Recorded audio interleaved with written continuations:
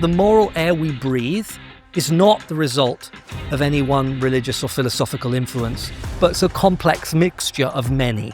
So there are pre-Christian sources of contemporary values. What impact do you think they have on the year of our Lord 2025?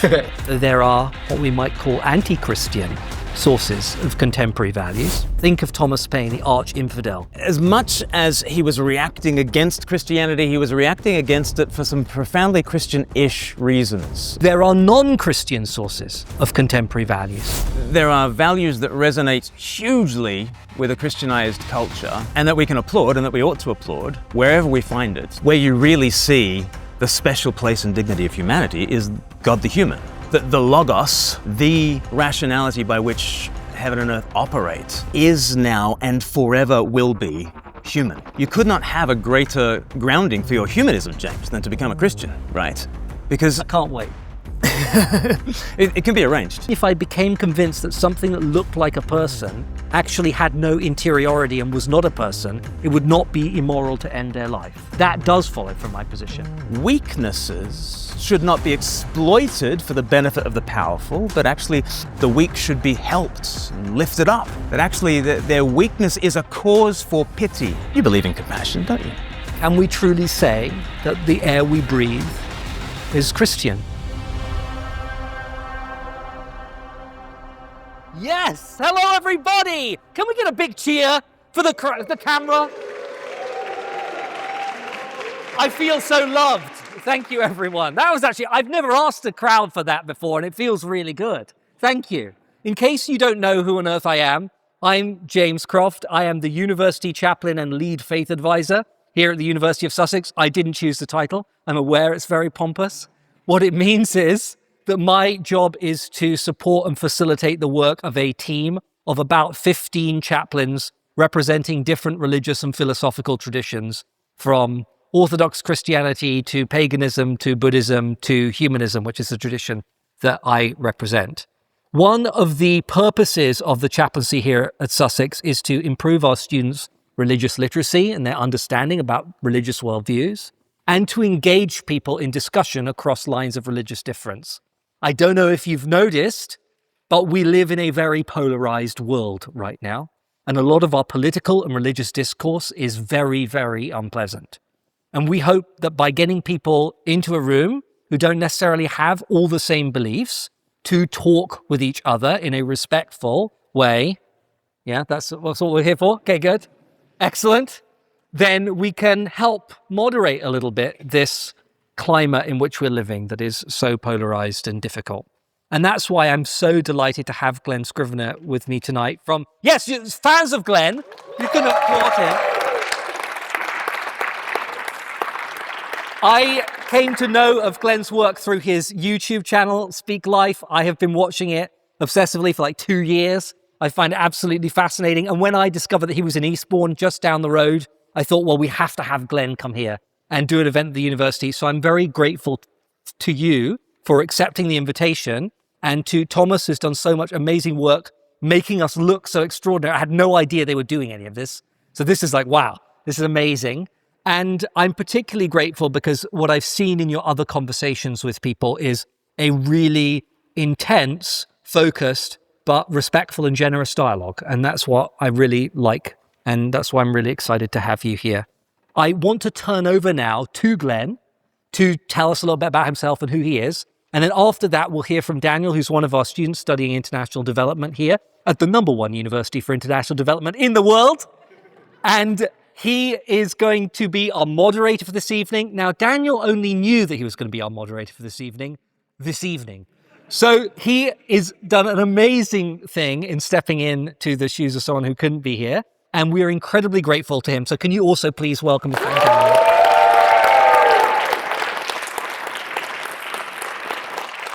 I think that was a bigger cheer and a longer applause tail than either of us. Rude. Okay, so Glen, please take it away. Great, I'm just going to introduce myself. I am Glen, I'm Emma's husband, I'm Ruby and JJ's dad. I live in Eastbourne, as James has said. I was the curate at All Souls Eastbourne, which in the Anglican setting, it's like you're a vicar with your L plates on.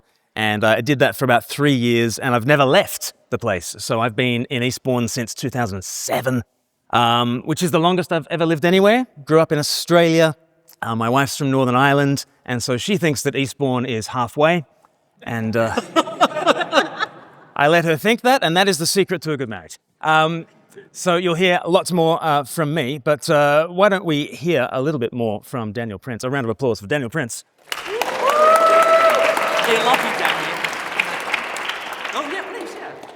Hiya, I'm Daniel. I'm a student at Sussex, as James said. I study international development. I'm also a Christian myself.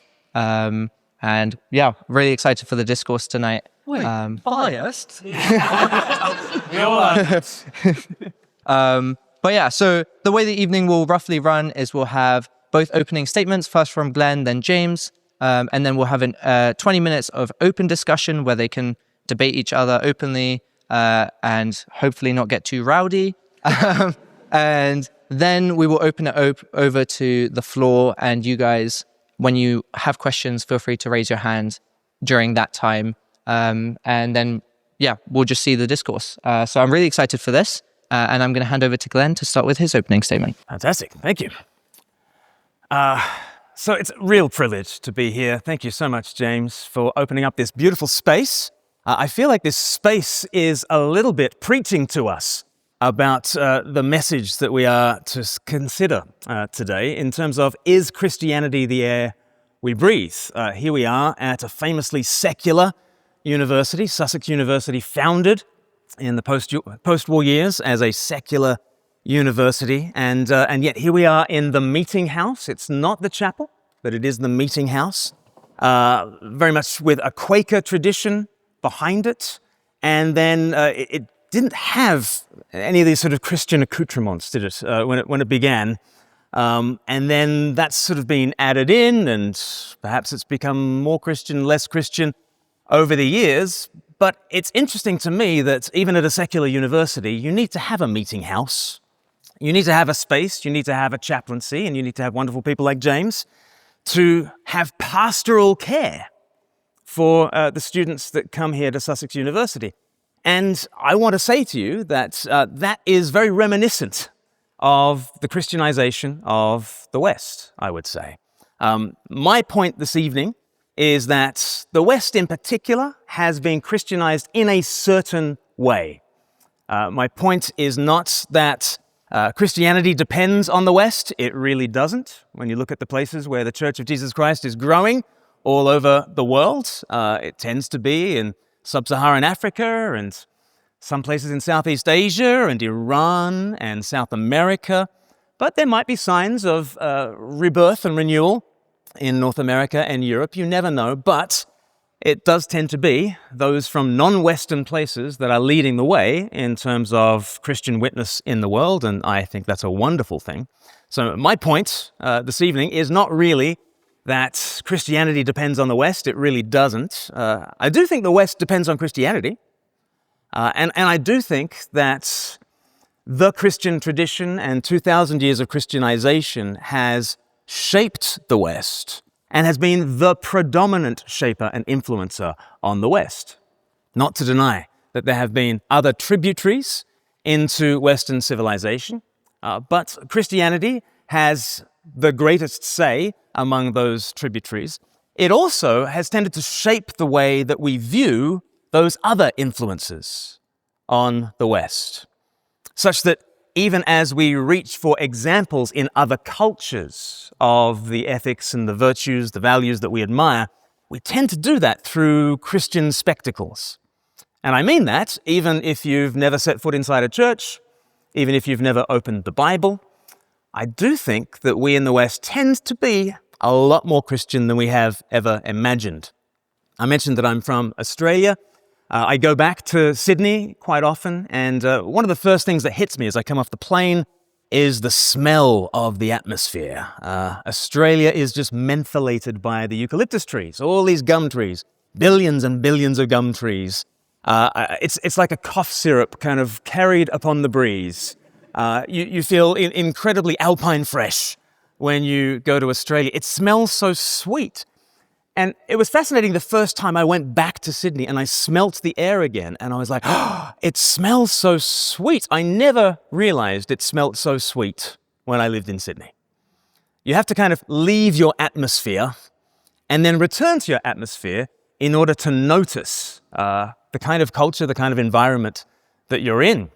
I think it was Samuel Johnson who said, "He knows not England who only England knows." Do you get the idea?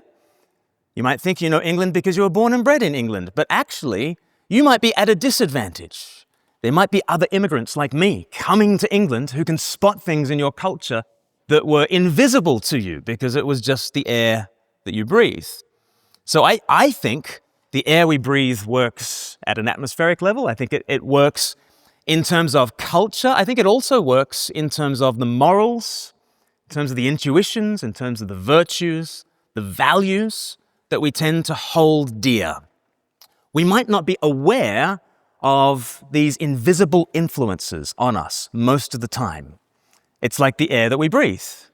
But then a religious teacher like me invites you to focus on your breathing. And you start to do it. Are you doing it now? Focusing on, oh, it was utterly automatic before. And then all of a sudden, oh yeah, I did have to breathe in. Oh gosh, I hope I don't have to remember to breathe out again, right? I hope it returns back to this automatic behavior. And I think really tonight what I want you to do is to focus on your believing. To focus on those things that you take for granted in life. Those things that are as natural to you as the air that we breathe. Things like equality. Every single member of the human race is the moral equal of every other member of the human race. And it doesn't matter your race, your ethnicity, your gender, your sexuality, your money, your power, your strength. It doesn't matter, right? We're all equal. You believe that, don't you? If you don't believe that, you get kicked off Facebook really quickly, okay? You better believe that. And yet, can you prove that under laboratory conditions? Is there a mathematical argument for this? Is there a logical argument? Premise 1, premise 2, conclusion. Every single human being is the moral equal of every other. I would say, even if you make such arguments, the premises will be quite contested. But you don't mind about that. And you're not awaiting some symposium to tell you about the scientific data that's just in, about whether we should accord all people equal human dignity. You're not waiting for the data on that. You already believe in that. Profoundly. And actually, the kind of scientific experiments you would be able to do, even at Sussex University, would have an ethics committee all over it. And if your experiment violated human equality, you couldn't do the science. There is something that is above science, that is prior to science, that is beneath the empirical. There are these beliefs like equality. That's the first one that I look at in my book, The Air We Breathe. There we go. The Air We Breathe. James was very kind enough to make the title, Is Christianity the Air We Breathe? It's based on this book that I wrote in 2022. Equality is the first value that I look at, and then I look at compassion. You think that kindness is a superpower, right? You've seen those t-shirts. Maybe you've used it as a hashtag or something, like kindness is a superpower. You think a society should be judged by the way it treats its weakest members, don't you? We all believe that. We all believe that weaknesses should not be exploited for the benefit of the powerful, but actually the weak should be helped and lifted up. That actually their weakness is a cause for pity, for mercy, for compassion. You believe in compassion, don't you? And what I argue in the book is that there are so many different values like that that are just the air that we breathe. Where did they come from? Well, my contentious argument, and perhaps we'll get into this with James, but my contentious argument is that Christianization over the last 20 centuries has shaped the moral intuitions of all of us, whether we go to church or not. And one of the ways you get to see that is that we now see things like compassion and equality and consent and enlightenment and science and freedom and progress as these natural, obvious, universal values in the world. And you know that those have a transcendent place in your hierarchy of value, because if anyone violates those 7, they are the worst, aren't they? What would it be to be the opposite of equality, compassion, consent, enlightenment, science, freedom, and progress? I guess that would be, you would be unequal, cruel, coercive, unenlightened, anti-science, restrictive, and regressive. Isn't that the worst? Well, if that's the worst, it means that we have as best those kinds of 7 values. My argument in the book is that we did not get those values from mere reason, from mere evidence, from mere secular humanism.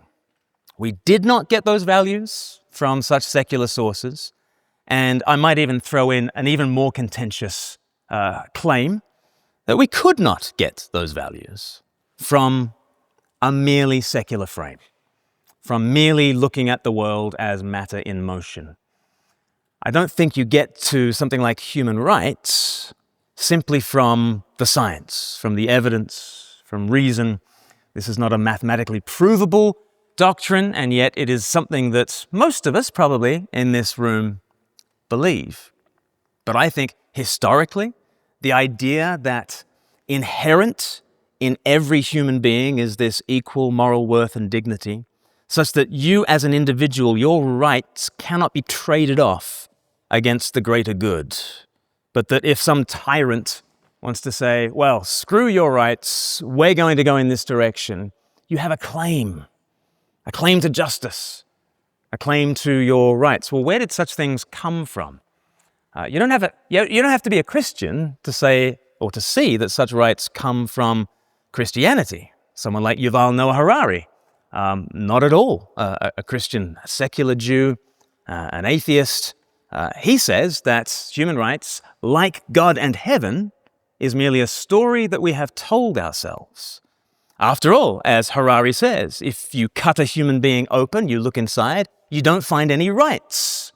You find the heart and kidneys and neurons and those sorts of things, but you don't find any rights. The only place we find rights, says Yuval Noah Harari, is in the stories that we have told. And when he unpacks those stories in Sapiens, it's very clear that the story that got us to human rights was the biblical story, that we are made in God's image, that we have souls, each and every one of us, and that we stand before God with a God-given utility, a God-given value, a God-given dignity. So Harari, not a Christian, believes, yes, absolutely, the kinds of values we have gotten have not come to us via reason and evidence, but through the Bible.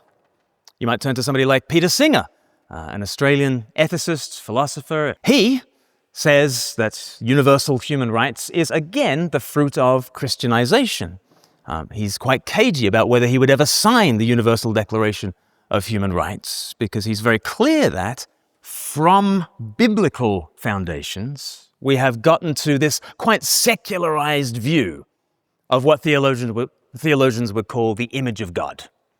On page 1 of Genesis, we have humanity, male and female, in God's image, and put in a very privileged position in the creation. With God above and the world at their feet, humanity really do take center stage in the Bible, and they are granted inviolable worth and dignity as those who are in the image of God. That is the Christian vision, or the biblical vision, and that has been secularized into the idea that we all possess an inviolable worth and dignity. Let's say, in the eyes of the law, we are equals with equal rights.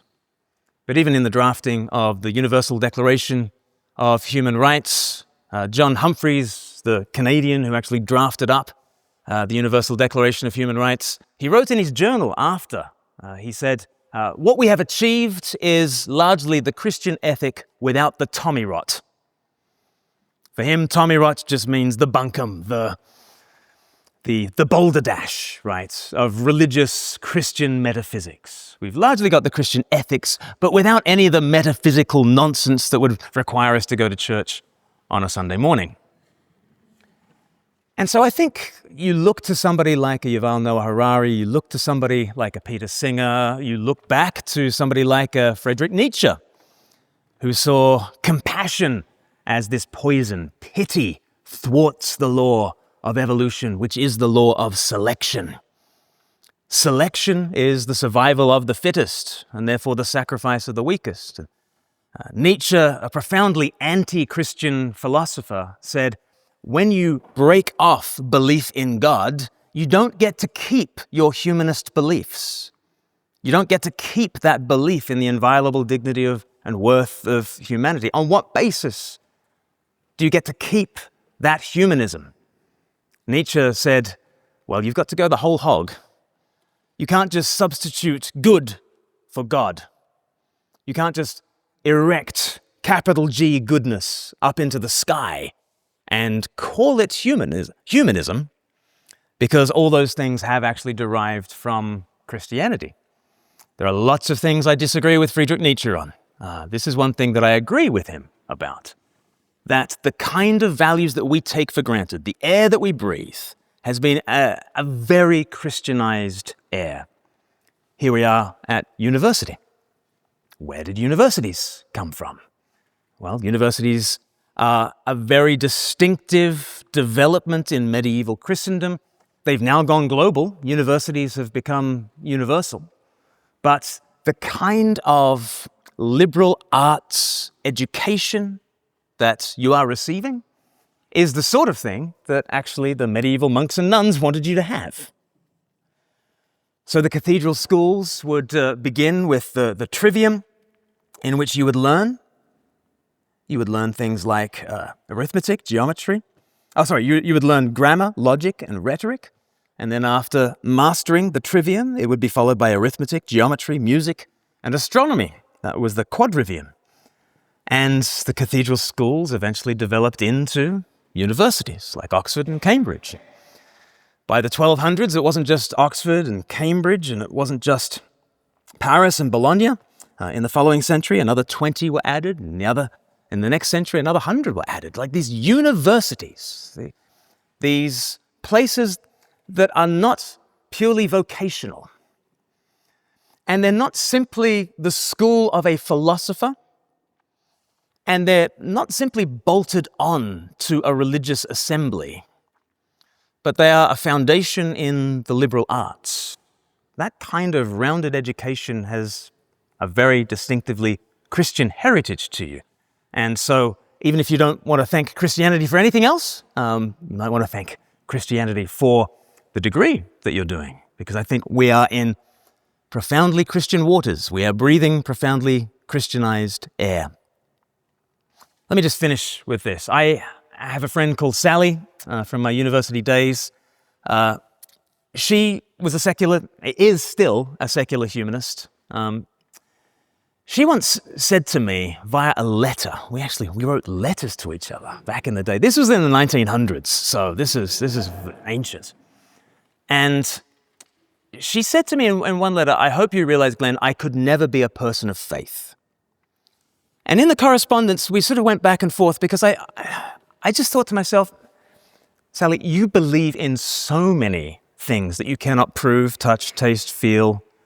She'd taken a gap year in Africa and given herself. She was like a pillar of the student community. There's nothing she wouldn't do for you. She believed in compassion and equality and consent and enlightenment and science and freedom and progress. She believed in these things very, very strongly.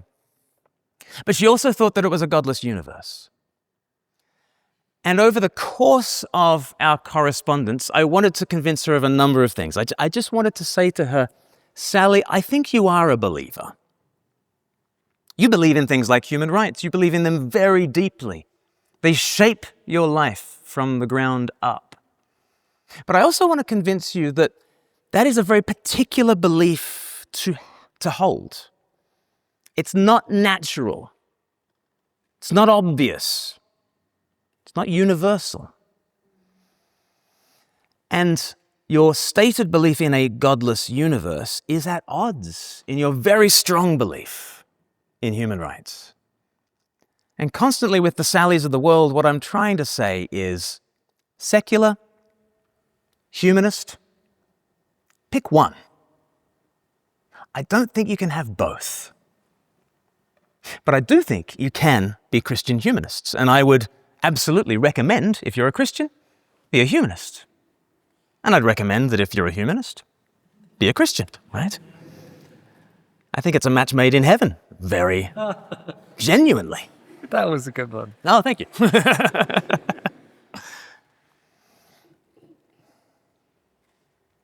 Christian humanism goes back centuries. You might have heard of Martin Luther King. You might have heard of C.S. Lewis or J.R.R. Tolkien. You might have heard of G.K. Chesterton.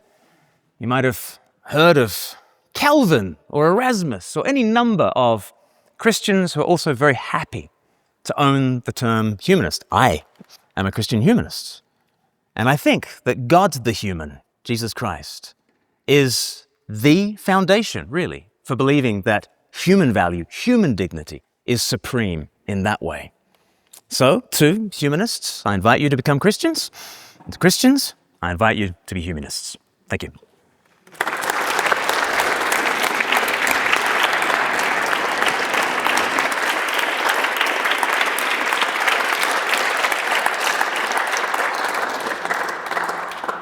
Thank you very much, Glenn.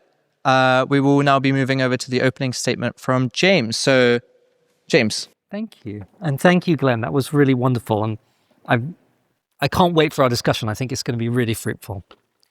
In June of 2014, I moved from Boston, Massachusetts, where I had been studying for my doctorate, to St. Louis, Missouri.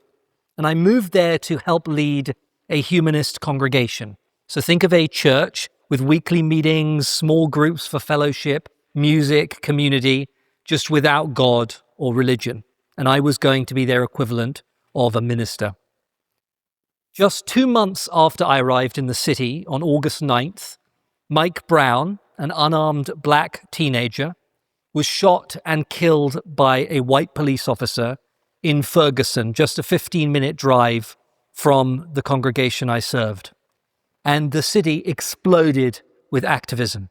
And I was immediately drawn into the interfaith protest movement that arose. I went to planning meetings, visited lots of churches, I sat in prayer circles, I learned from rabbis, priests, and imams. And despite some discomfort, I would soon be seen alongside all of those people at protests around town.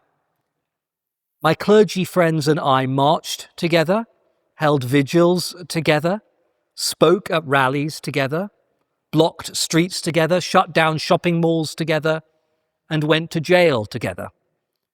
One evening after I had been arrested for attempting to stop the police beating up a young protester, I sat in a jail cell singing a medley of freedom songs I'd learned during my time in the movement, old Christian spirituals, Jewish social action songs, and secular protest music.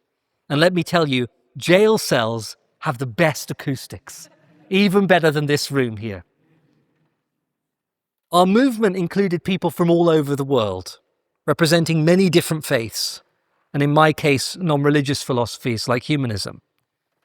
Yet we were all willing to risk our reputations, our liberty, our physical safety, in pursuit of a common moral principle, Black Lives Matter. Or, to put it in a more universal way, Black lives matter as much as white lives. Why? How is it that people with such different national backgrounds, different religious beliefs, shared the same moral convictions?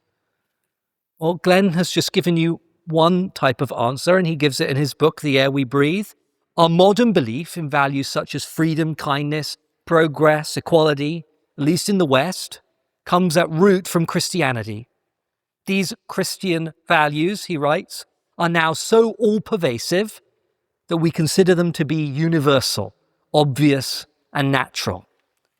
The air we breathe. Tonight, I'm going to tell a slightly different story. I'm going to suggest that the moral air we breathe is not the result of any one religious or philosophical influence, but it's a complex mixture of many. Just like the literal air we breathe is made up of nitrogen and oxygen and argon, the cultural air we breathe is composed of many elements too. And recognizing that is important, not just to understand our history correctly, but also because the mixture of elements itself is what gives our moral background the particular character that it has. The problem with Glen's argument, from my perspective, is not precisely that it is wrong about Christianity's profound influence on our culture, but that it's incomplete. It overstates the role of Christianity. It understates the influence of other non-Christian traditions. And tonight I'm going to try and give voice to some of those other traditions through a series of 3 very short vignettes, which help illustrate my central case. That values such as equality, compassion, consent, enlightenment, science, freedom, and progress, which Glen attributes to the influence of Christianity, at least primarily, in fact, take the distinctive forms they hold for us today because of a variety of different influences. So it's time to tell a new story. We begin in the ancient past, 2,500 years ago on the Greek island of Kos. We're here to learn from a genius, a man now called the father of medicine. Watch him there, working on a patient. Someone literally turned round. He is not actually there, but thank you. I'm glad that I'm really engaging you. Watch him there working on a patient. He has a wise, wrinkled brow and a full, curly beard, such a magnificent beard, a beard to envy. His name is Hippocrates, one of the first people to take a systematic approach to medical science. And his example gave rise to a whole genre of ancient Greek writings known as the Hippocratic corpus and the related medical texts, which record the thoughts of the leading medics of the ancient Greek world. He's perhaps most well known today for formulating, probably only in legend though, the Hippocratic Oath, a vow which medics at the time were asked to take and which informs our medical ethics to this day.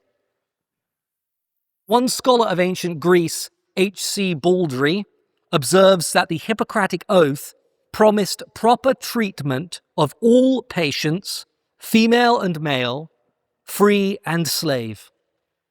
And medical notes from the time confirm this. At least according to some of the writers of the medical texts, treatment was offered to everyone, regardless of their identity or place in society. Baldry goes on to say, nowhere in the Hippocratic collection is it stated or implied that humankind's basic nature differs according to whether he is of noble or humble birth, rich or poor, free or slave, Greek or barbarian. We might say, to paraphrase one Christian, that when it came to Greek medical writers at least, there was neither Greek nor barbarian, neither slave nor free, neither male nor female, for all were one in common humanity. Now that might seem surprising, given what we all know about the deep stratification of ancient Greek society. But it fits with some of the ideas that were emerging at that time about the fundamental unity of humankind. Similar themes can be found in the writings of the Greek playwrights like Sophocles. In his play, Tereus, he wrote, "There is one human race. No one is born superior to another." It is of course true that this universal humanitarian ethic did not suffuse all of ancient Greek society. In fact, it seems to have been a peculiarity of Hippocrates and some small groups of philosophers and their followers. And nor were those ancient thinkers' ideas the same exactly as our modern notions of human dignity and equality. They are, in a sense, glimmers of a universal humanism, but imperfectly realized. But I don't give these examples to show that ancient Greece was some sort of moral paradise. It wasn't. Rather, I offer them to show that the idea of a universal human nature and a set of moral considerations that follow from that existed hundreds of years before the birth of Christ. Christians were not the first people to argue for some sort of fundamental human equality. They were not the first people to teach we should treat people based on their common humanity. And they were not the first to allow that philosophical conviction to shape their moral conduct. There are pre-Christian sources of universal ethics.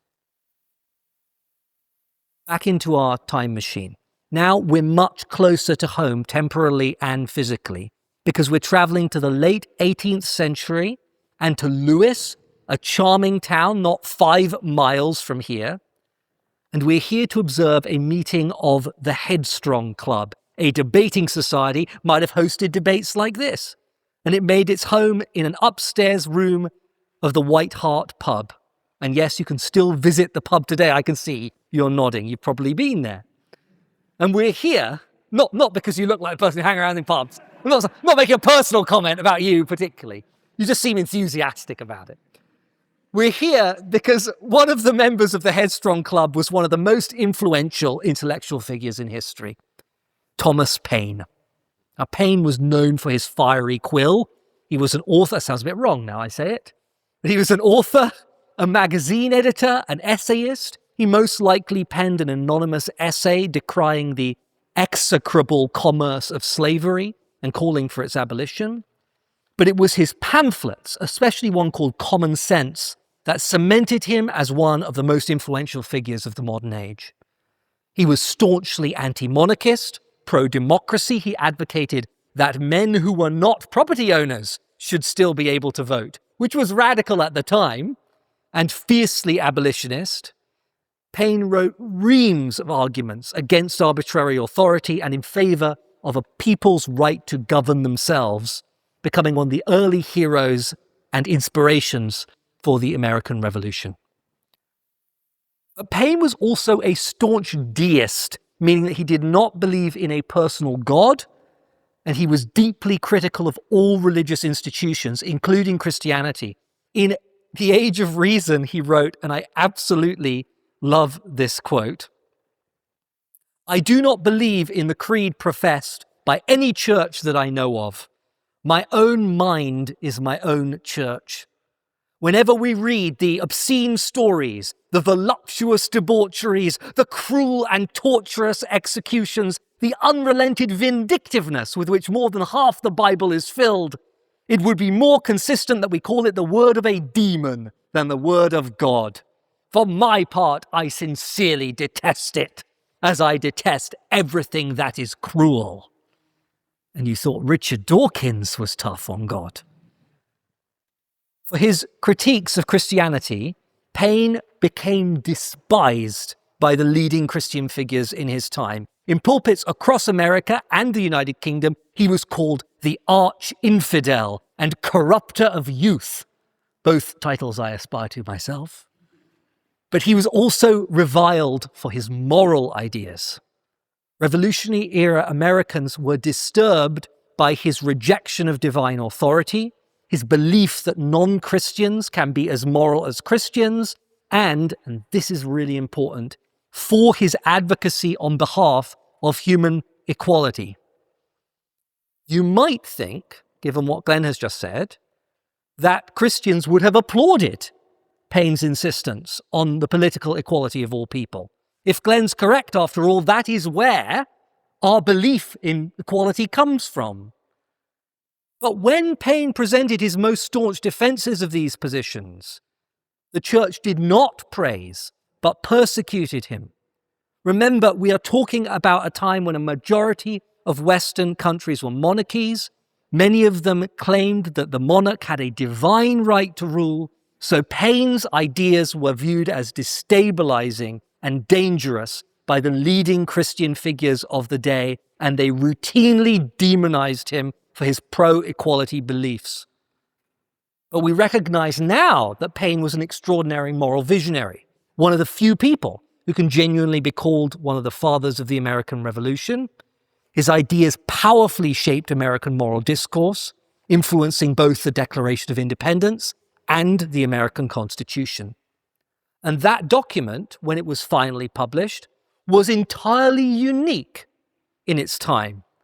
It was resolutely secular in an age of mighty theocracies. It was radical in the rights it afforded citizens, though not radical enough for Paine's liking. And it does not once mention God. It went on to influence constitutions all over the world and therefore had a profound impact on how we think about politics and human rights today. As historian Jack Green put it, in a fundamental sense, we are today all Paine's children. Children, that is, of a resolutely anti-Christian thinker. Our final vignette. It's the 10th of December 1948, and Eleanor Roosevelt, the First Lady of the United States, has just secured the crowning achievement of her life. The United Nations has almost unanimously adopted the Universal Declaration of Human Rights.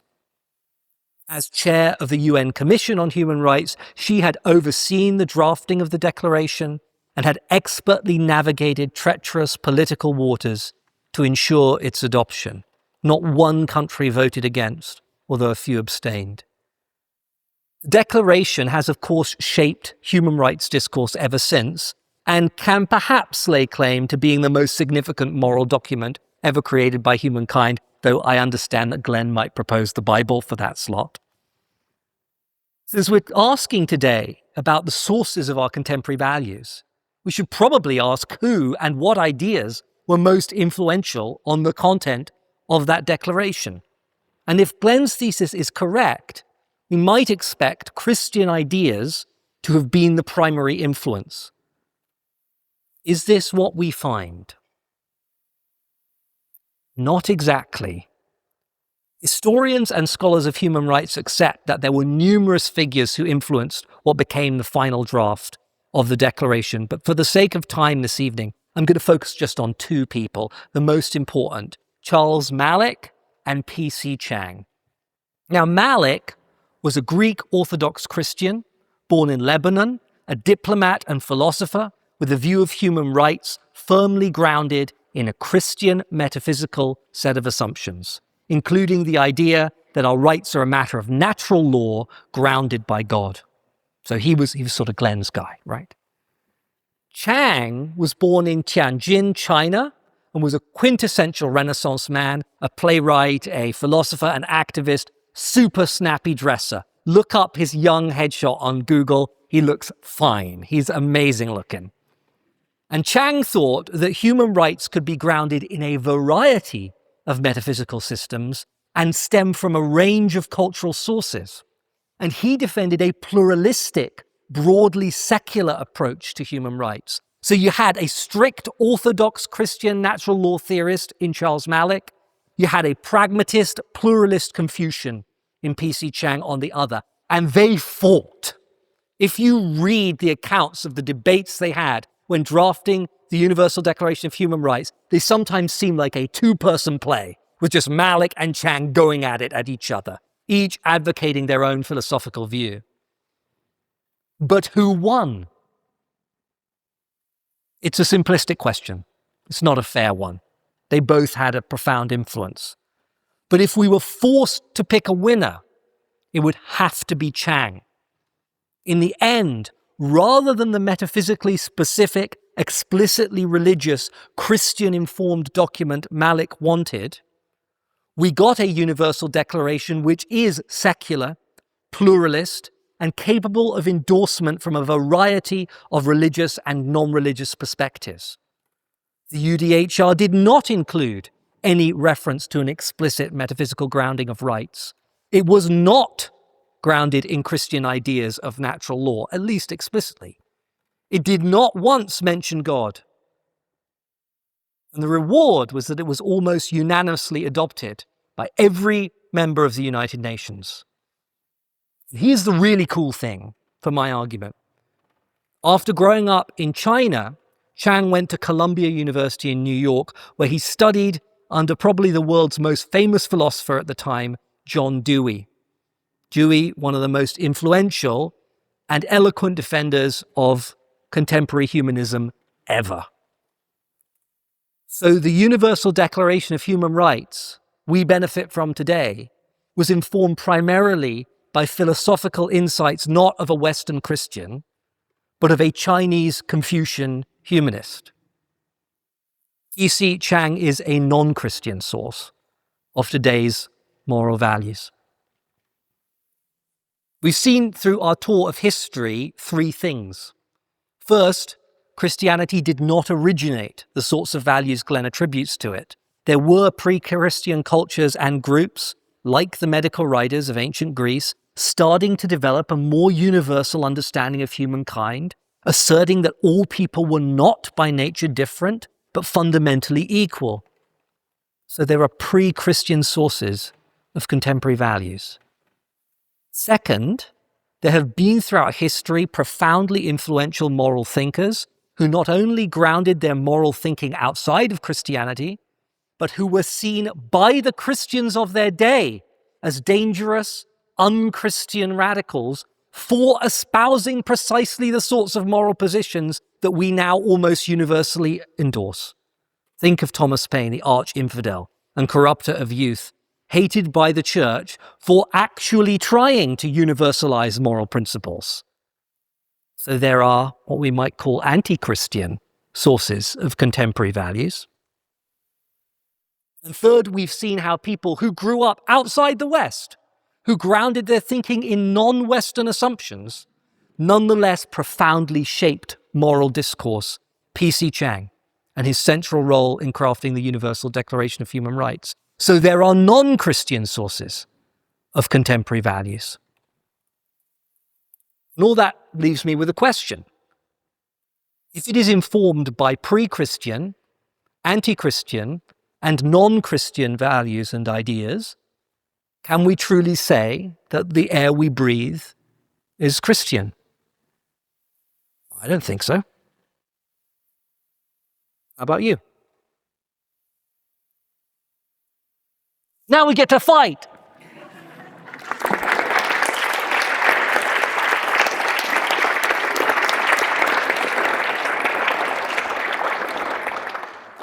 Oh, this is so fun. Thank you very much, James and Glen, for your opening statements. We're now going to go over to some open discussion. So over to you two. Do you have questions? Do you have counter arguments? Who wants to go first? It brought up so many questions in me. I love those 3 vignettes. Yeah. Should we talk about them? Yeah, let's talk about them. Okay. So pre-Christian, you've got Hippocrates Yep. saying some stuff that we all kind of like in the room. Yeah. Free at the point of access. Okay. A national health service for slave and free. And as you say, that was a peculiar, not the majority report within that culture. You've got Plato, calling human beings, there's gold and there's silver and there's bronze and there's iron, and saying there are some people who are human tools, and does not nature teach you that slaves are born to be human tools, and all that kind of stuff. So we look back through the filter of 2,500 years, and we like Hippocrates, or at least what's come to us from Hippocrates. We don't know how widespread it was implemented, but we like the Hippocratic Oath. We don't like Plato when he says that. What is adjudicating our appreciation for that history? Yeah, that's a good question. So I guess the question is, we're looking back from a contemporary perspective on ideas that are thousands of years away from us in the case of ancient Greece. And we're, as you say, approving of some of them. We're not approving of others. And that means that we have some sort of value set that we're judging those beliefs against. And where does that come from? And I guess what I've tried to argue tonight is that it comes from a lot of different places, actually. That it's very difficult in doing a sort of intellectual history of the cultural ideas that many of us share today to assign any one or even a set of those ideas to any particular tradition. But actually what you've got is a range of different voices in a cultural conversation that has been happening for a long time. Some of them, many of them, important ones, Christian, and many of them also not Christian. And whatever mix that we've ended up with, that's what we're using to judge it. But I guess, yeah, I don't know if that makes sense. Yeah.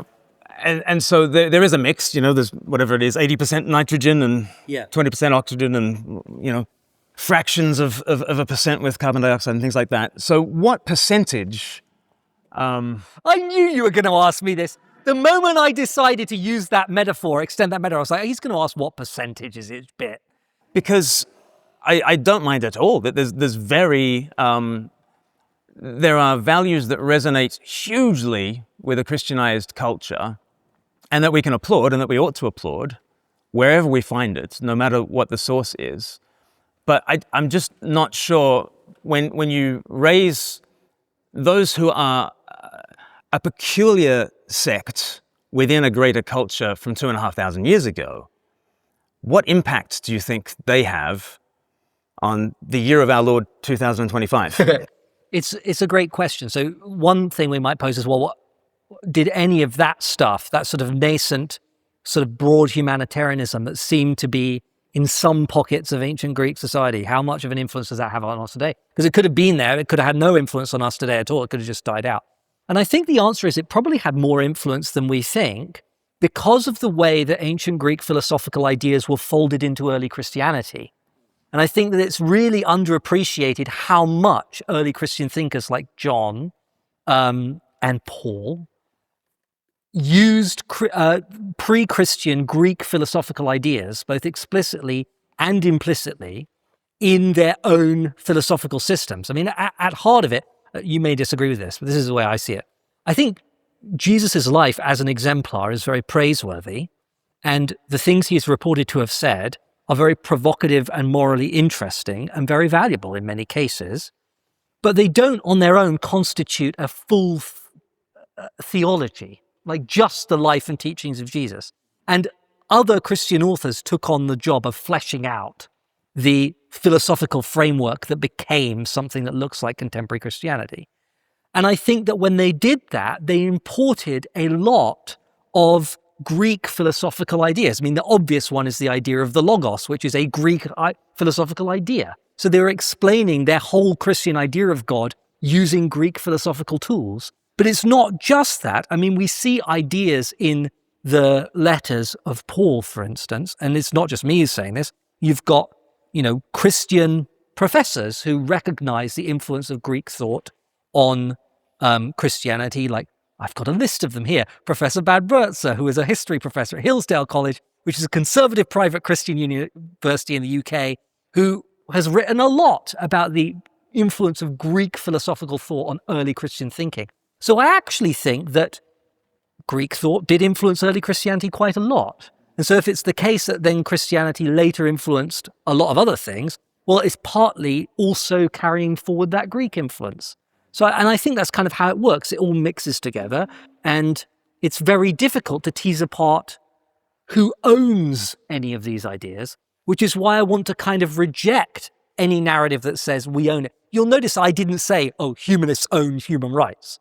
What I actually said was, it's multiple and it's pluralistic, and that's the sort of account I'd like to give. I think probably the history that I would tell is that you have a diaspora of Jewish communities that go in multiple different directions, down to Egypt and across to Babylon and those sorts of places. But the Alexandrian Jews, for instance, in the intertestamental times, the times BC, were absolutely, they were Hellenistic, they were Greek-speaking, and they absolutely were interacting with these Greek ideas and the idea of the Logos and that sort of thing. But I think what you get in both the intertestamental literature that uses the word Logos, and then obviously John's Gospel begins, in the beginning was the Logos. John chapter 1, the great Christmas reading, in the beginning was the Logos was with God, and the Logos was God. And then the Logos becomes flesh and dwells among us, and we've seen his glory.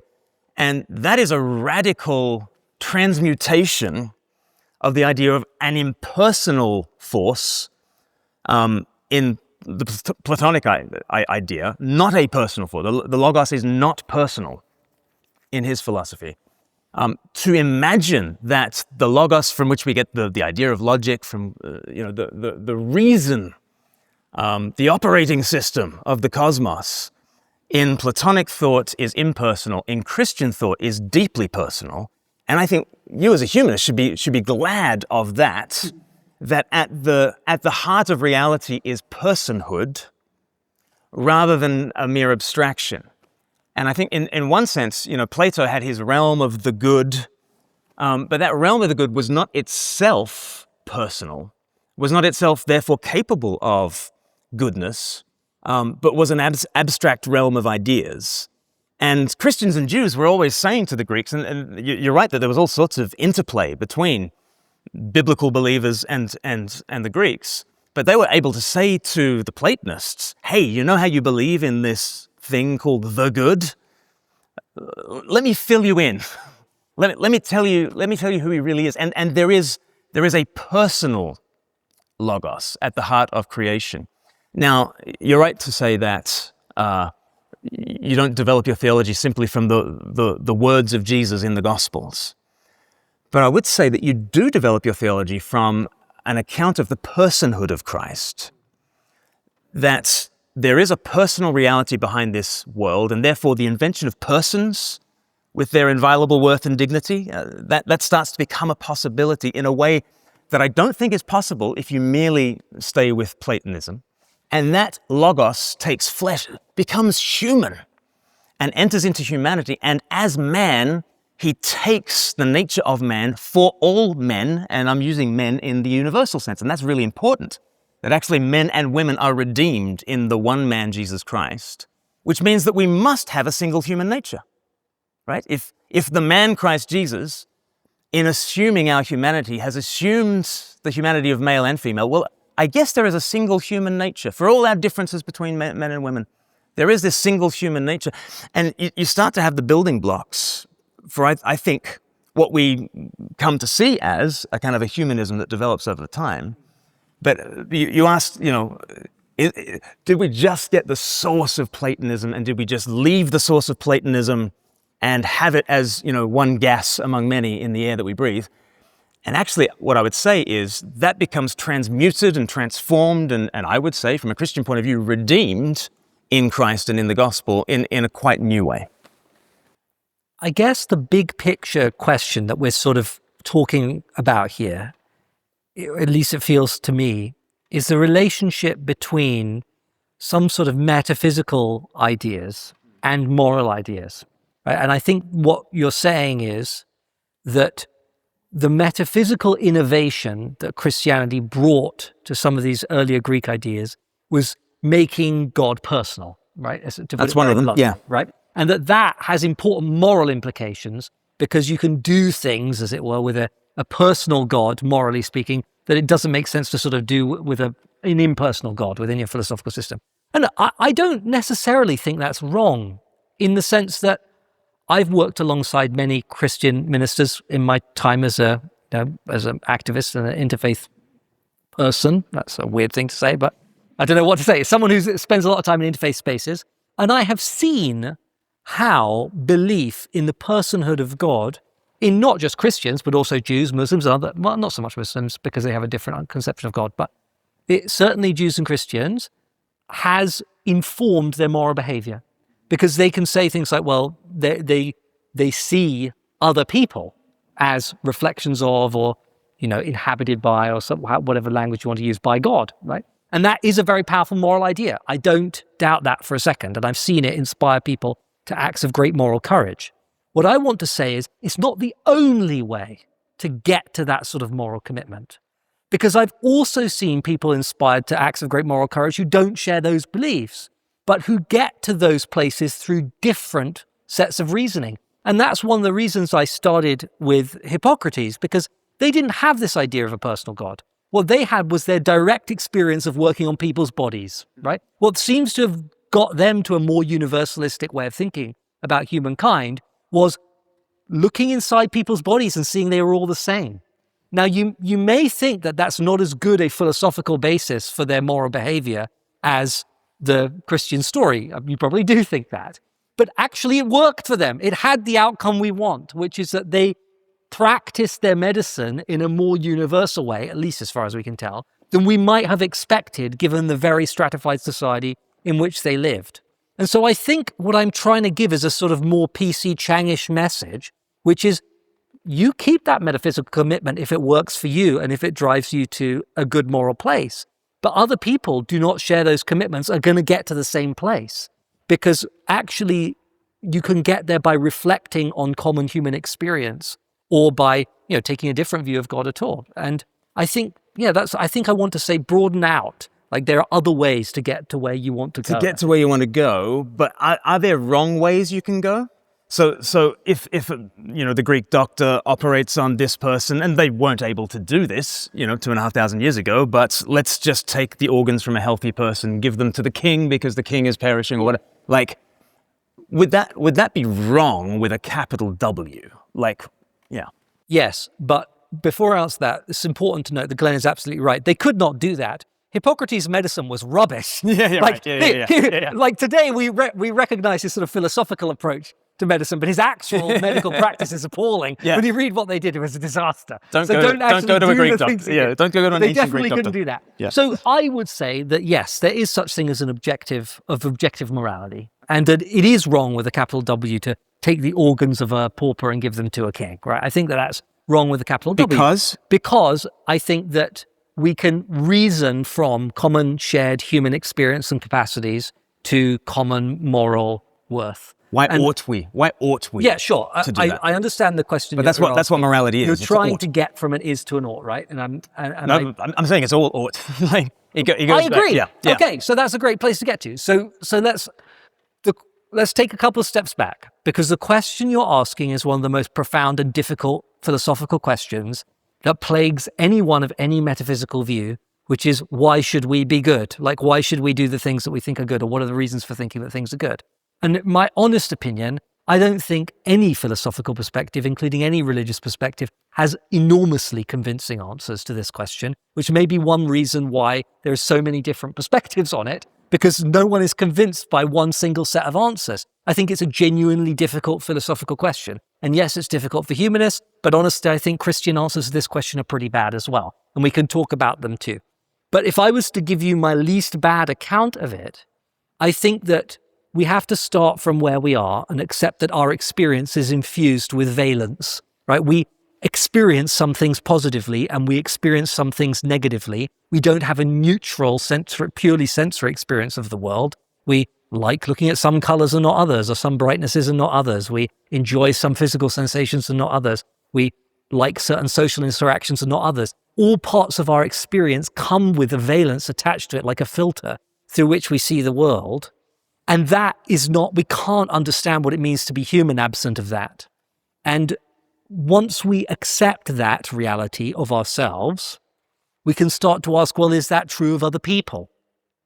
And when I observe you and I look how you behave and how you respond to these questions and how it seems like your mind is working given the behaviors that you're displaying, I come to, I think, a reasonable conclusion that the interior of your mind is at least something broadly like mine. And that's evidenced, right? It's evidenced from how I see you act. I don't make that same extrapolation to that chair or this camera because I don't see it act in the ways like a person does. But I see you act in the ways like a person does, like an estimable person, Glenn. I think. And so I make an extrapolation that your interiority is similar to mine, which means your interiority is also infused with valence, right? You also have things you prefer and dislike, and you also have things. Why is that morally binding on you to act in any certain way? That's a really difficult question, right? Mm-hmm. And I think that what it comes down to is that that question presupposes a wrong understanding of what ethics is. And I think that I'm taking what essentially Dewey's answer to this question and the pragmatist humanist answers to this question, which are, by the way, very popular. Many, many professional philosophers take the view that I'm about to espouse. It's not a weird view at all. It's very, very popular in the literature. Why is it morally binding on me? Because it is irrational, like fundamentally irrational, for me to act in a way to others that I would detest if they acted that way towards me. And the reason why it's irrational is because if I did that, I give implicit license for them to act that way towards me, right? So fundamentally, it's a relational account of ethics. It's irrational for me to harm you when you don't want to be harmed, because if I do that, it gives you license to harm me back, basically. And that is irrational. And that's it. That's the basis of ethics. Well, that gets you to a kind of a game theory. It does more than that. Yeah, people worry that this is just purely kind of self-interested, or if you do this, I do that. But I think that what that does is it articulates a fundamental rationality at the heart of a relational ethic. And then you build on top of that fundamental insight a lot of other considerations. But I think that is actually, I mean, I could ask a question to you, right? Mm-hmm. presumably you think it's immoral to kill another person, but you don't think it's immoral to kill like a fly. I don't know, I assume. Yeah, right. Well, why is that? I'm a humanist. Yeah, well, Yeah. why though? Yeah, because I believe in human exceptionalism, because I think humanity has a special dignity that there is a fringe to the circle of humanity, but that every member of that human family, to the very fringes of society, be they weak, poor, rich, whatever they are possessors of that image of God. Why do you believe that? Why do you believe that humanity is special in that way? In a sense, I think Jesus is the central answer to that question. You could start in Genesis 1 and have a look at humanity being made in God's image, but I think where you really see the special place and dignity of humanity is God the human, right? The logos, the rationality by which heaven and earth operate, is now and forever will be human. You could not have a greater grounding for your humanism, James, than to become a Christian, right? Because I can't wait. it can be arranged. We can. I was just telling Glenn before this discussion that we had a chaplain here, two before me, who used to baptize students in the moat around this building. So I don't know. We could do it tonight. Yeah. The water looks kind of gross though, so I'm not sure I want to get in it. And then you can be a true humanist, I would say. Come to Christ. Wait, Christ is God the human, and so you could not have a more exalted vision of the human. You could not have. So you, just to be really clear about it, you think that humans have a special moral place above like other animals because God became a human.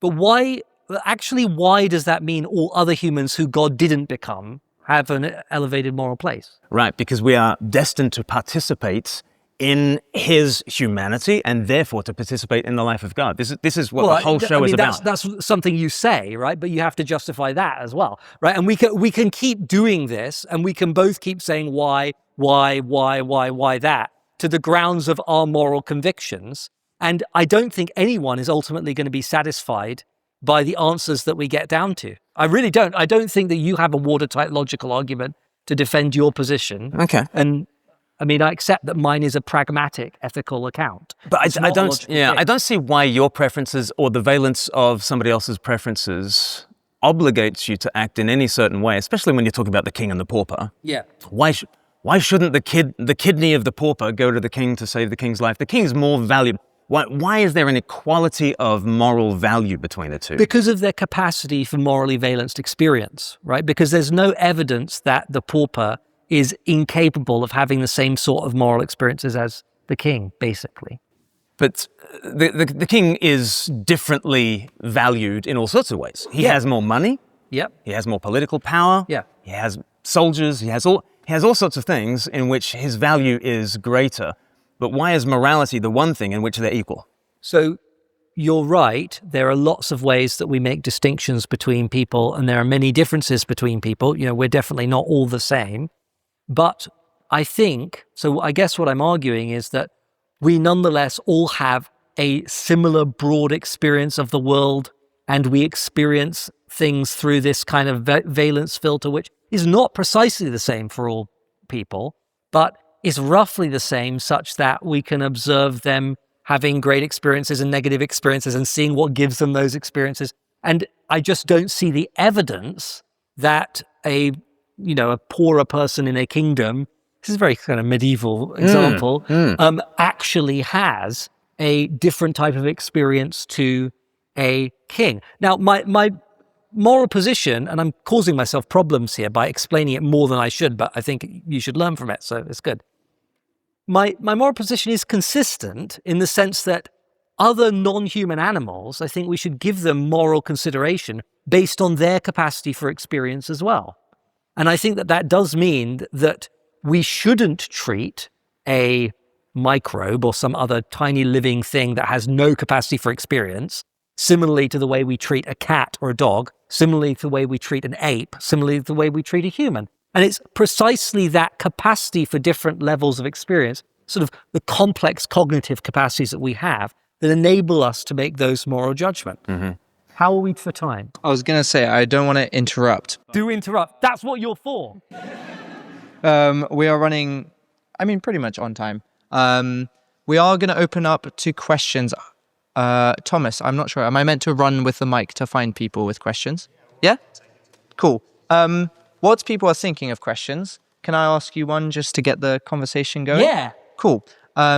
Your discussion or your thought process on morality, it sounds like fundamentally comes down to the fact that ultimately, if you do something to somebody, that might happen to you later down the line and negatively impact your valence. Is that correct? Well, it's a little less like, oh, if I do that to you, they might do it to me. It's not quite as, I'm not quite getting the right word for that. It's not quite as, tit for tat as that. It's more like it's irrational.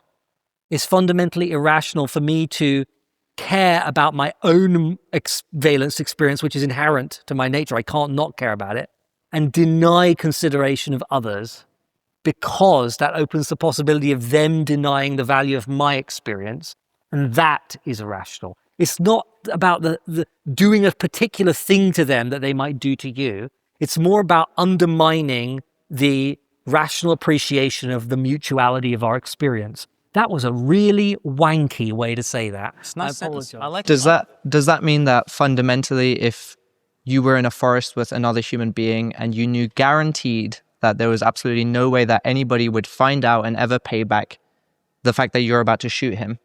No, that's it's exactly, would that be moral? Would that be immoral? Wrong, right? Because it would be irrational in the sense of it would undermine my own appreciation of my own experience, right?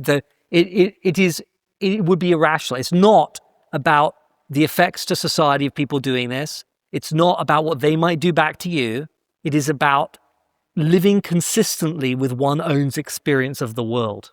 It does mean, and this is again me causing problems for myself by being a philosopher and actually trying to answer the question, it does mean if I became convinced that something that looked like a person actually had no interiority and was not a person, it would not be immoral to end their life, right? That does follow from my position. But it doesn't follow from my position that if no one figured it out, I could just kill, I don't know, I'm trying to think of who my least favorite person is. Or if it brings you more benefit than the damage it might cause you. It doesn't mean a strict utilitarianism, like personal utilitarianism like that, or any sort of utilitarianism. Should we open it up? Yes, that was the first hand back. Go for it. Sorry, I had to write this out on a pizza plate, so I get it right. Plato's dilemma. I wonder if you could comment on it. So, is something good because God says it's good? Or does God say something is good because it is good? If one, that means it's an arbitrary process, and we're subject to the caprice of a God who might decide at one point that child sacrifice is acceptable and another point that it isn't. If two, if something is good, does God say something is good because it is good, then we don't need God. Yep. So that's the final dialogue of Socrates and Euthyphro, and often known as the Euthyphro dilemma. And I think it's a dilemma both for religious believers and for atheists and agnostics as well, and I'll say why in a second. But so you're sort of on the horns of a dilemma, right? If you say that something is good only because the gods say that it's good, then it seems incredibly arbitrary, doesn't it? Or is it good in and of itself, and the gods can do nothing but recognize the inherent goodness in it, and then what's the purpose of that goodness? Now, Plato himself had an answer to this kind of dilemma, which for Plato was the good is itself goodness. And in that sense, he really kind of believed in, the good with a capital G. We might say God is goodness, I think is a Platonist's way of kind of refusing the dilemma. God himself is goodness.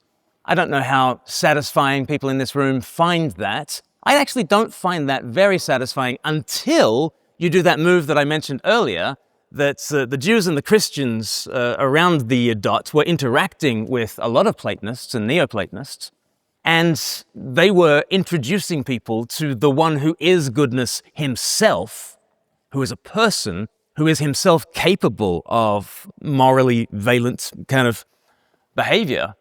And in the Trinitarian frame of God who is Father, Son, and Holy Spirit, then the God who is goodness is love. A Father loving his Son in the joy of the Holy Spirit. And that, to me, I think escapes the arbitrariness of Plato's answer, in which God simply is goodness. There is something non-arbitrary about the fact of a Father loving the Son in the joy of the Holy Spirit is an ethical community. Before the world began, there was an ethical community of love, which is the highest ethic you can possibly have. And so I think God is goodness because God is love. And to the degree that we approximate a life of love, then that's what we call good. And at that point, I don't find that arbitrary, which is what some people say when you refuse the dilemma. I don't find that arbitrary. I actually find that quite beautiful. But I would say that the atheist also has to answer the Euthyphro dilemma, because if our creator is natural selection, now, is natural selection simply selecting for ethical goodness? Or is whatever natural selection selects morally good? Which way do you go on that one, James? Well, firstly, I agree with you when you say that we won't find your answer to the dilemma convincing. I don't find it convincing. I think that actually it's a well-posed dilemma, and I've never read a response to it that I found particularly convincing. And I honestly don't think bringing, I think it's cute. I don't mean to, I genuinely think it's cute. I genuinely want your answer, though. A evolutionary version of the dilemma, but I don't think it really works as a dilemma. Why not? Because natural selection doesn't select for ethical goodness, and it's not good. It's just a natural process that's happening. There is no ethical dimension to natural selection at all. It has it's just not an ethically involved process. I don't know how okay, so therefore, are you more Platonic in terms of you think there is goodness outside of the natural realm? No, I don't. So there's no goodness outside of the natural realm. But I don't think it has anything to do with natural selection. I think that natural selection selects for the ability of organisms to survive and therefore reproduce. That's all that natural selection wants. And I hate using teleological language to talk about natural selection because it's not, in my view, a teleological process. It doesn't want anything. It's just something that happens. But it has no moral dimension, right? And the reason why it has no moral dimension is because there's no agent making the choices, right? No one is choosing, oh, this frog lives, this frog dies, from my perspective. It's just what happens. The whole point of the idea of natural selection is to remove the agent from the process. And when you don't have an agent, you don't have morality, right? Morality needs agents to exist. So I don't think it's a moral process at all. So I guess I don't understand the question. Well, therefore, why should you not simply follow natural selection in a Nietzschean frame and just say pity thwarts the law of selection, which is the law of evolution? But why should you? Right? Because it's your creator. But, well, Nietzsche, if he wants us to follow his normative prescriptions, has to argue for them just as everybody else. It's not a normatively convincing argument to say, well, nature does this, so we should do it. I mean, everyone can see the flaw in that reasoning. So I don't find it a particularly challenging. But there is no realm beyond nature.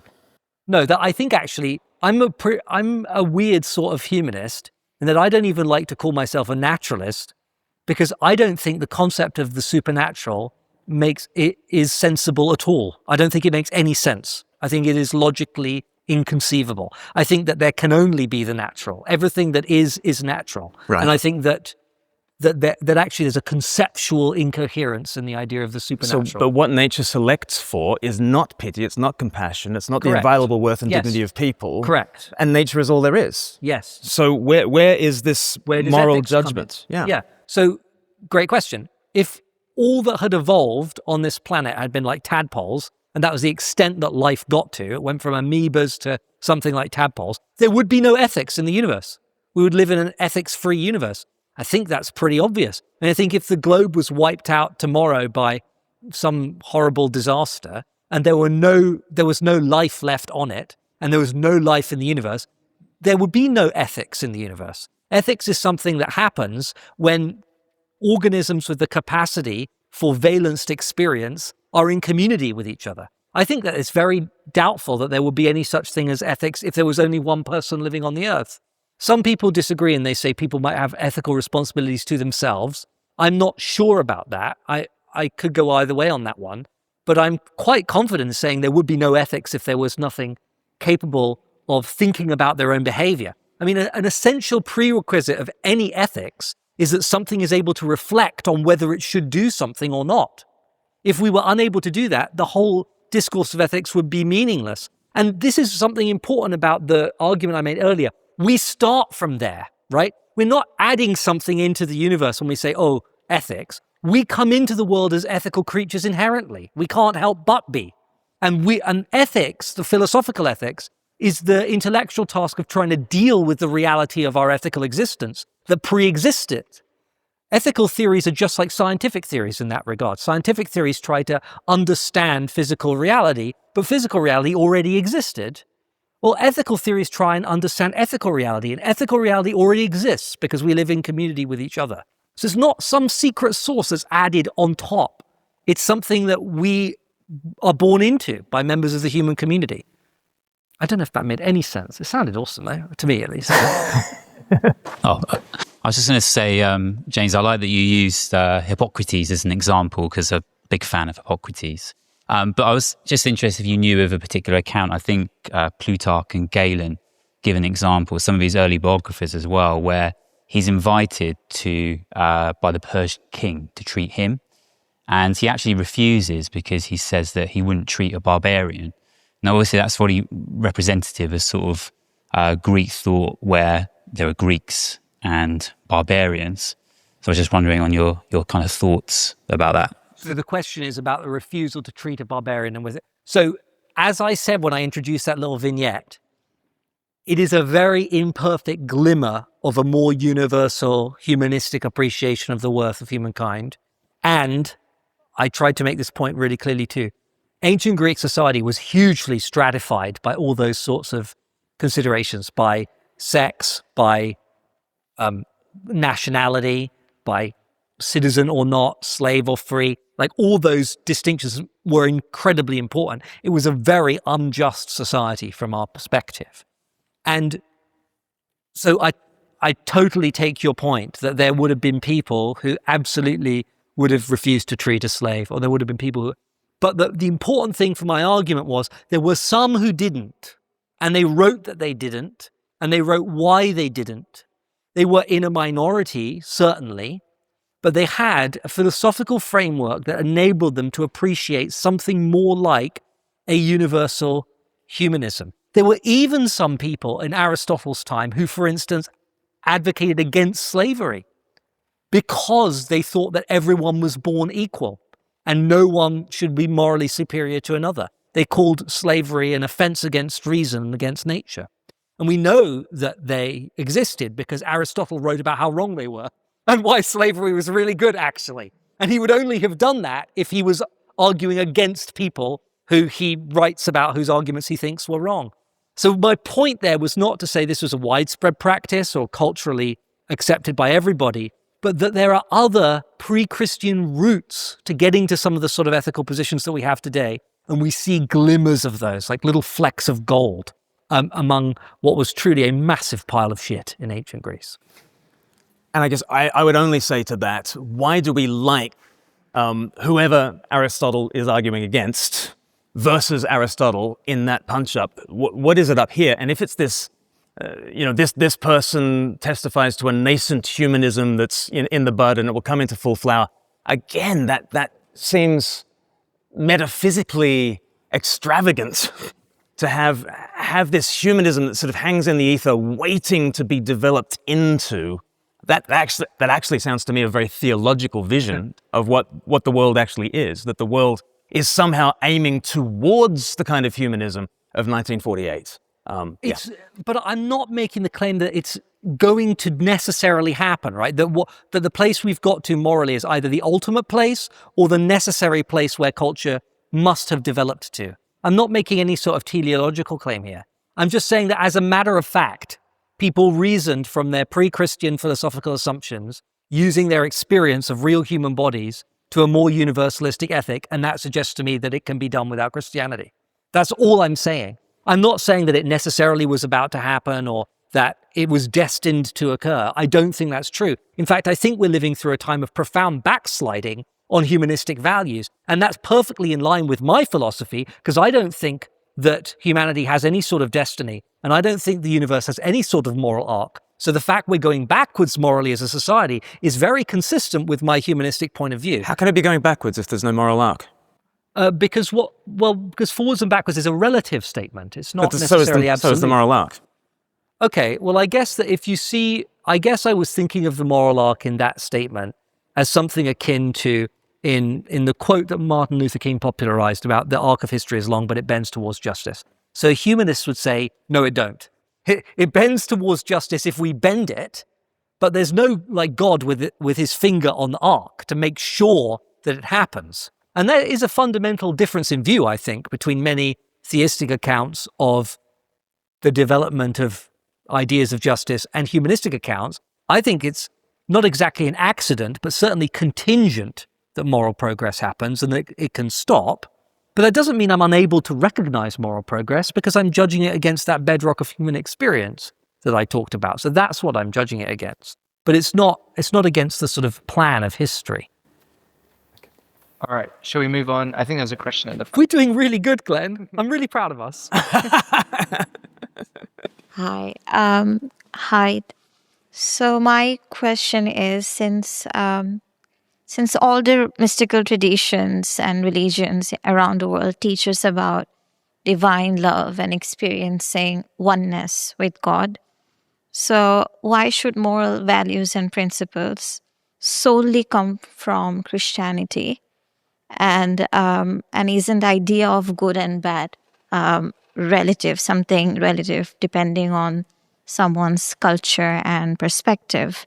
And if it is true, there is a God and it's divinely intelligent and loving, why does God let these things happen, like bad things happen, like what's happening in Gaza? So, and would you say that ethics is directly connected to one's capacity to love themselves and others? Wow. Those are the four best questions you could possibly ask.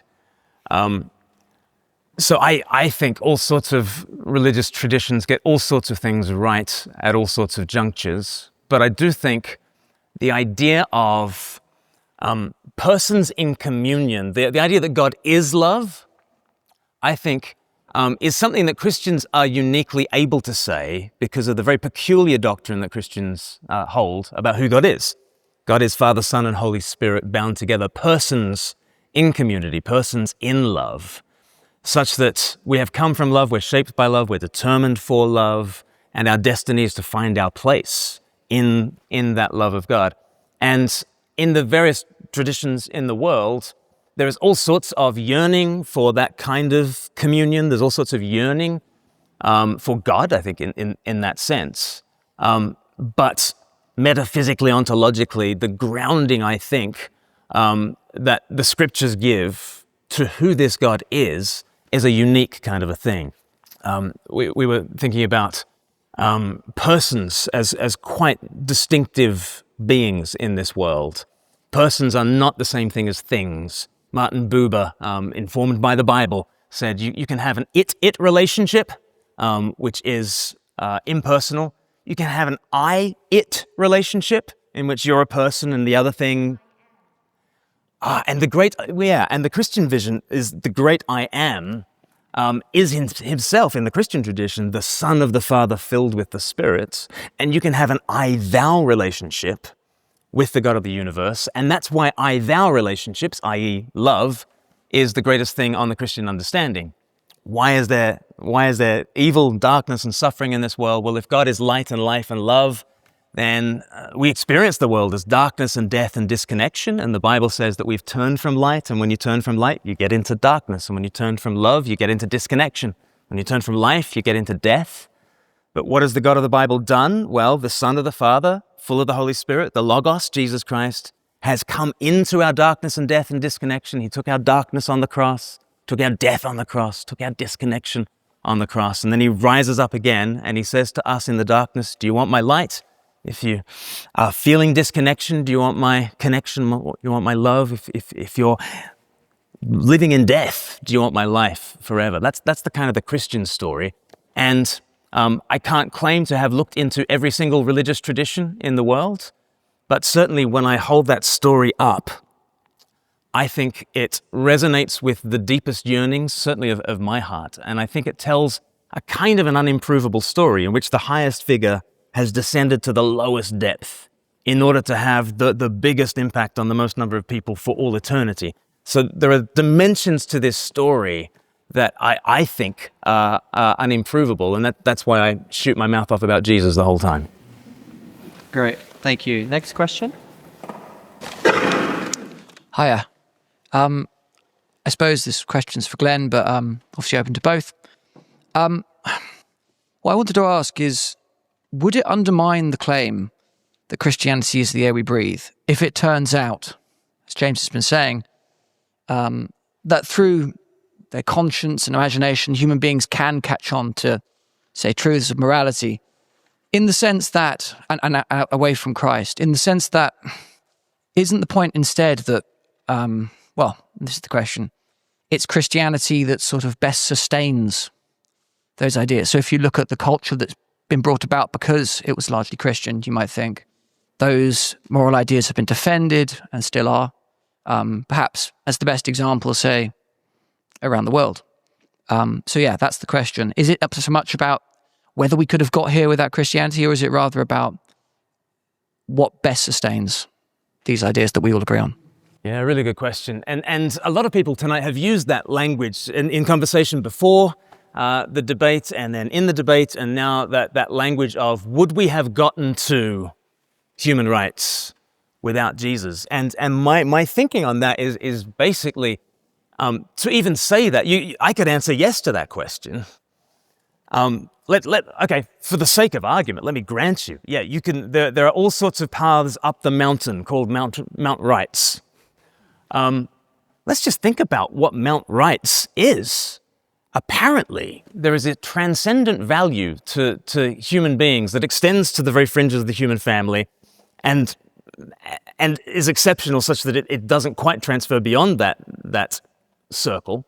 And yet it includes every kind of member within the human family. There is this humanity that judges us such that we can commit crimes against humanity, even though we are humans. Like, what is this? Where is this transcendent humanity that exists above all the instantiations of humans and is apparently righteous, but that it apparently can include each one of us?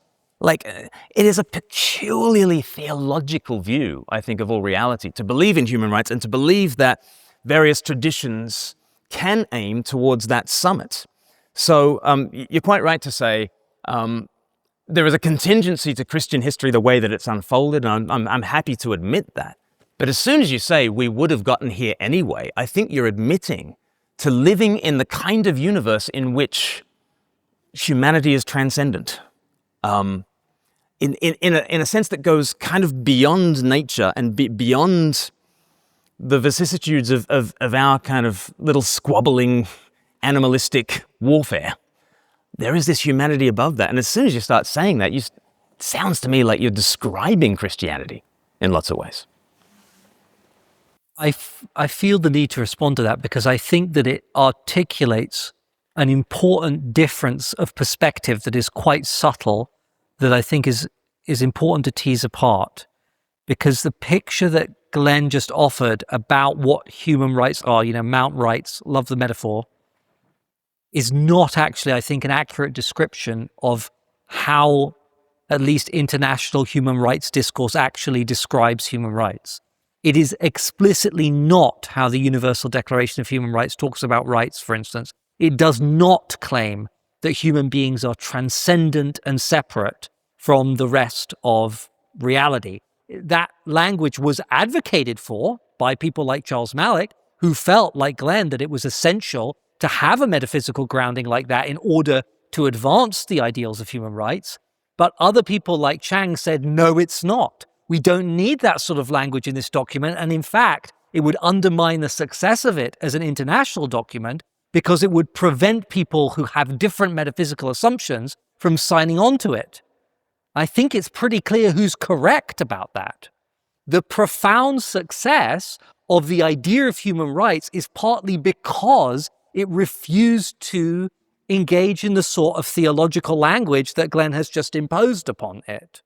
And I think that at a time when human rights are backsliding all over the world, it's incredibly important that we reinforce the pluralistic message that you can actually ground the idea of human rights, not just get to them, but ground them in a respectable way from many different religious and non-religious perspectives.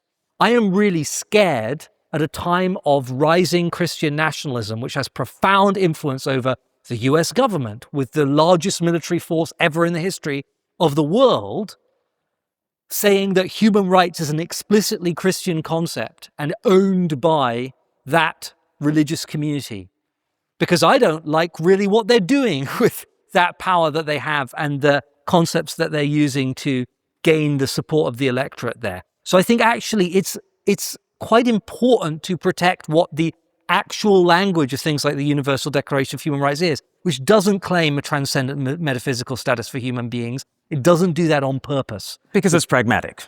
You know, it's not it's post-war. It's post-war pragmatism. Yeah. You need a United Nations. So I think that is what many Christians believe, that secretly everybody knew that this was really a Western Christian document, the Universal Declaration, but they couldn't possibly say that because they wanted other nations that weren't Christian nations to sign on. I have to admit, I find that a rather,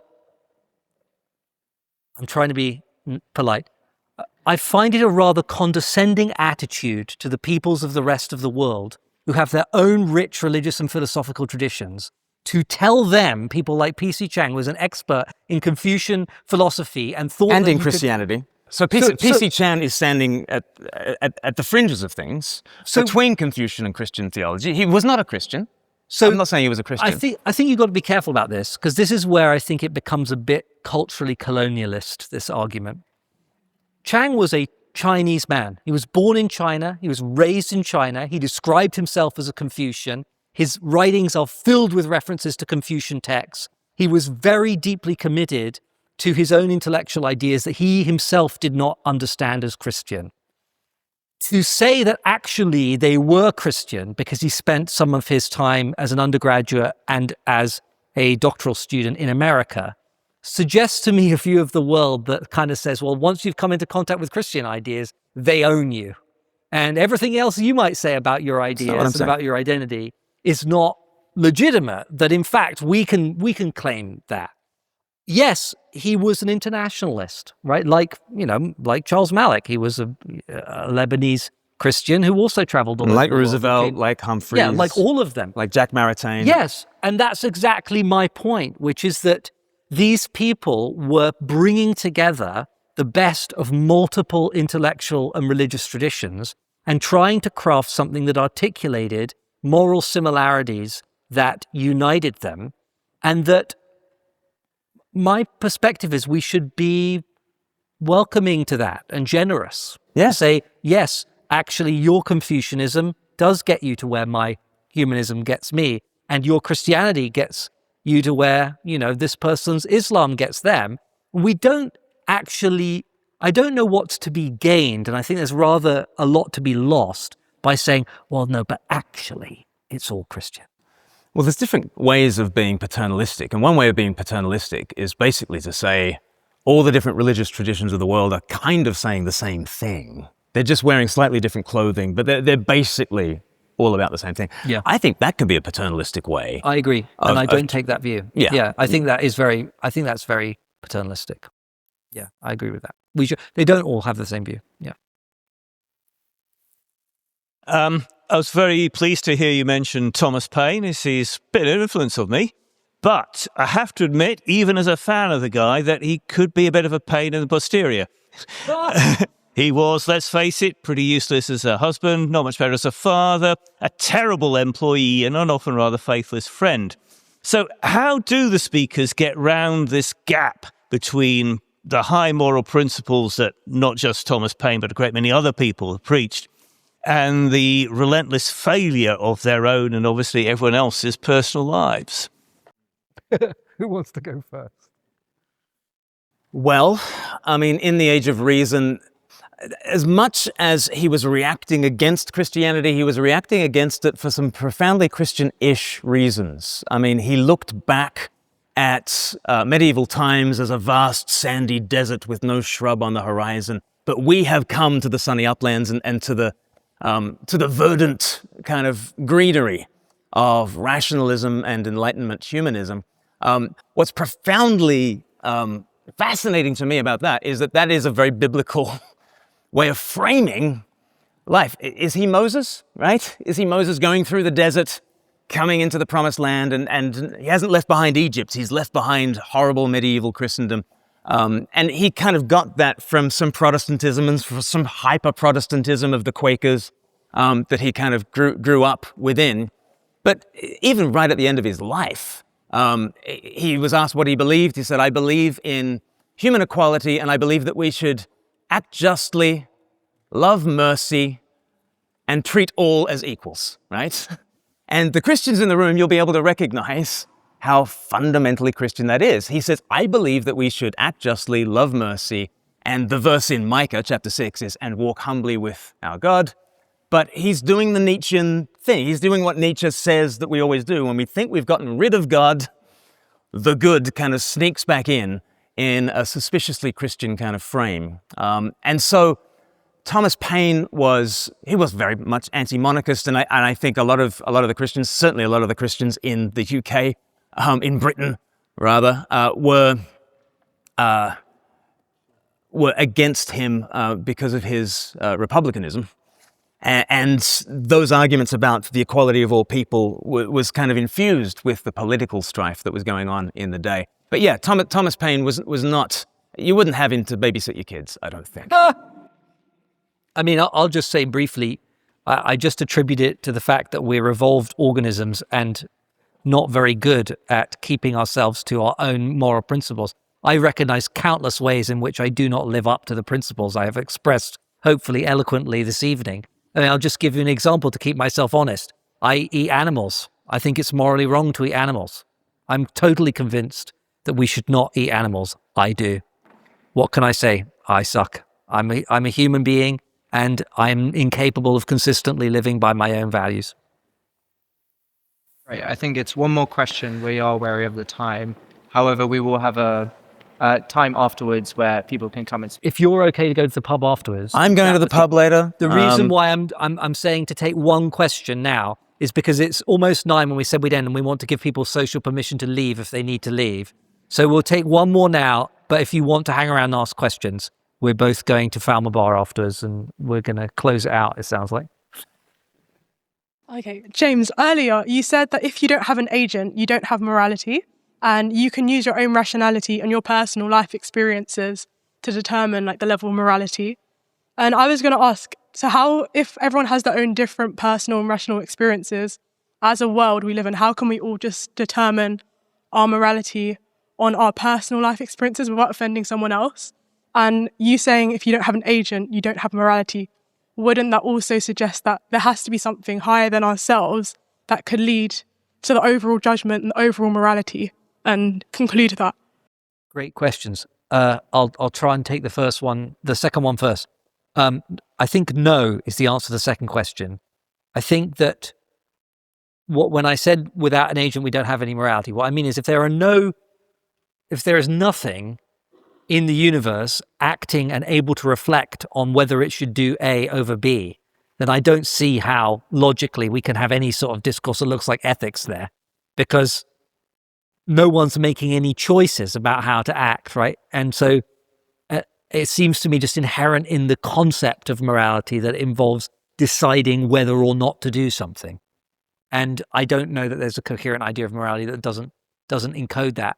But I don't think that implies that there needs to be an agent above us, that we need to be making decisions about how to act in an environment where those actions might affect others who are also making decisions.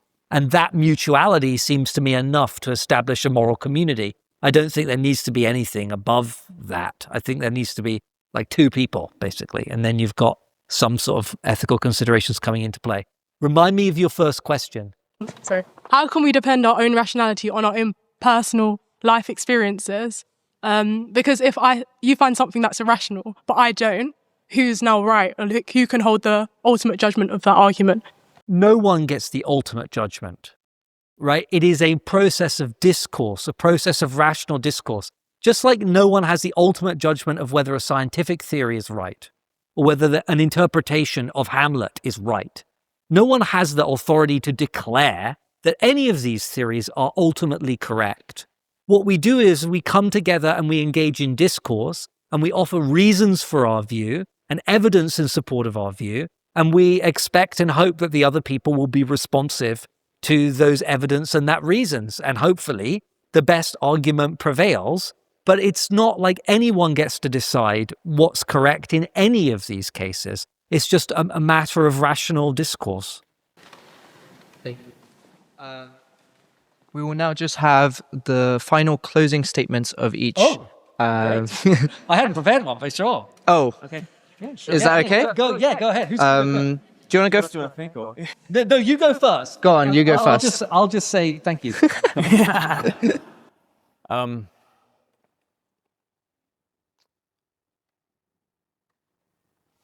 So my argument is not that Christians alone can be good in the world.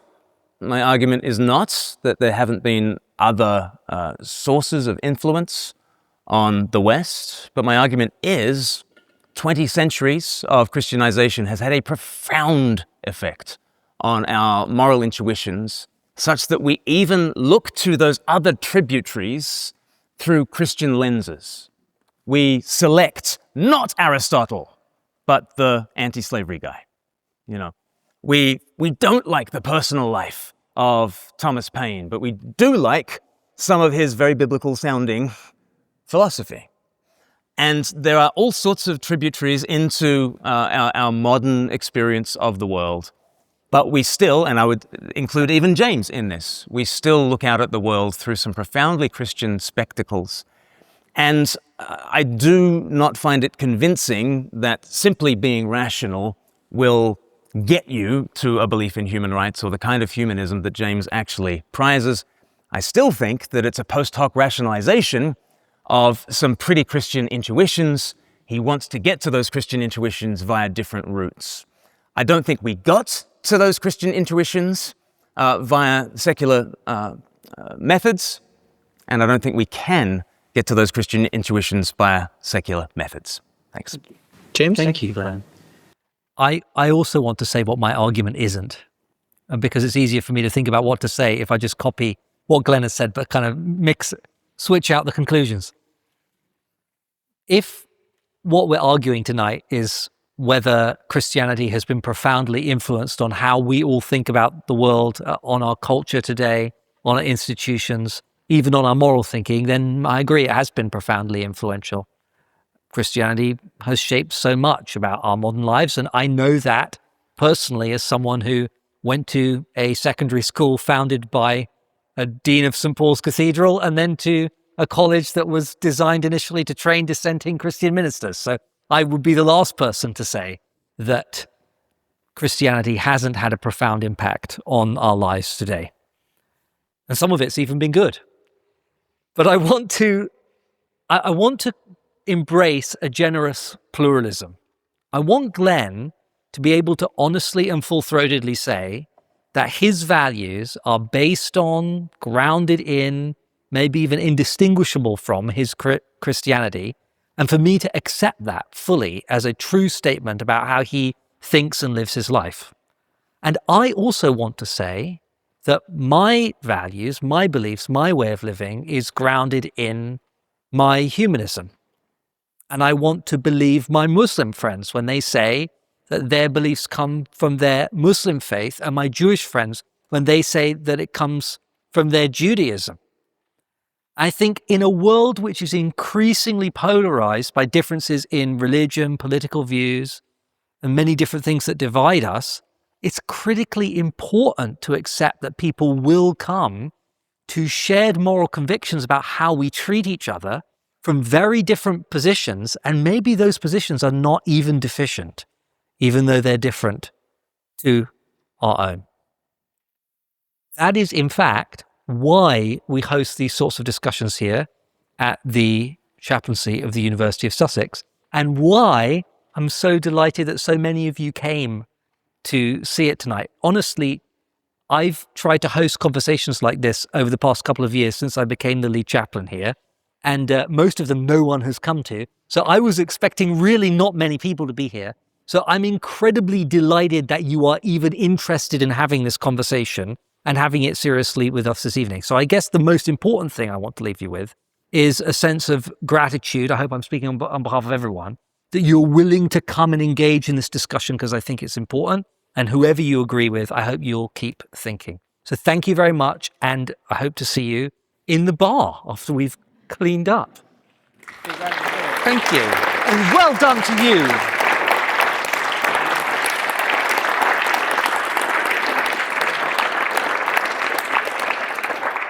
We did it.